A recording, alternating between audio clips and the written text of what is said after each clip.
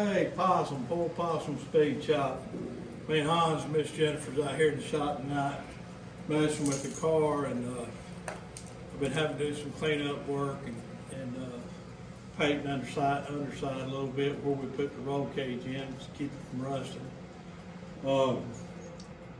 I decided to verify my gear ratio in the rear end, which I thought it was a 373 gear, and it is, but I got to thinking about it, and this is a good opportunity for me to show you how I did that.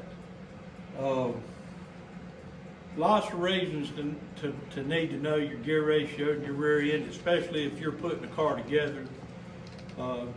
Choice of gears, first gears in your transmissions, and setting up your speedometer and all kinds of stuff like that. There's a lot of reasons to tire selection, size. A lot of reasons need to know your gear ratio, and there's multiple ways to check a gear ratio. If your rear end's factory and hadn't ever been messed with, it'll have a sticker or tag on it most likely you can look at, and it'll tell you the gear ratio. If it's a late model car, you can take your VIN number and call your dealership, and they'll be able to tell you the gear ratio, rear end gear ratio, if it hadn't been messed with. But on an old car like this, there's a way to check it without taking the rear end apart. If you can take the rear end apart, and the gear, your ring gear will be stamped with the number of teeth that's on it, and you can count your pinion gear, and you divide the driven gear into the driven gear by the gear that's doing the driving. In other words, you divide the pinion number of teeth on the pinion gear into the ring gear, and that'll give you your ring and pinion gear. For instance, this car's got a 41 tooth ring gear and a 11 tooth pinion gear, which comes out to 373, and multiple ways to check it. It checks either way, but that's a lot of reasons you need to know your gear ratio. Another way you can check it is by jacking the car up and putting it on jack stands, rotating the tire one complete turn, and counting the number of rotations of your drive shaft.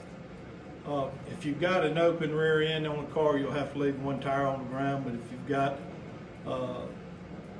positive traction, a spool, or a limited slip, you can go ahead and jack up both sides. I mean, leave both tires off the ground because they're going to rotate the same.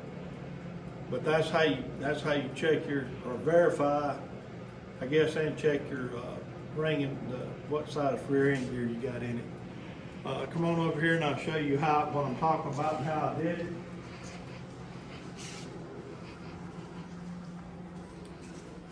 So, what you want to do if you got a tire on your car, Miss Jennifer, make sure they can see the pinion gear in there where that other tape's at. So if you got a tire on your car, you just use your valve stem or mark the tire in the ground and make sure you get one complete turn, and then count your rotation. On the car, I've already got the tires off the car, so I just put a piece of tape on one of the lug nuts and on the yoke on the yoke right there in front on the pinion yoke. You rotate the tire one complete turn, and you count the rotation. There's one, there's two, there's three. I'm getting close. So 3 3/4 turns, 373. So there you go. That's how I check it.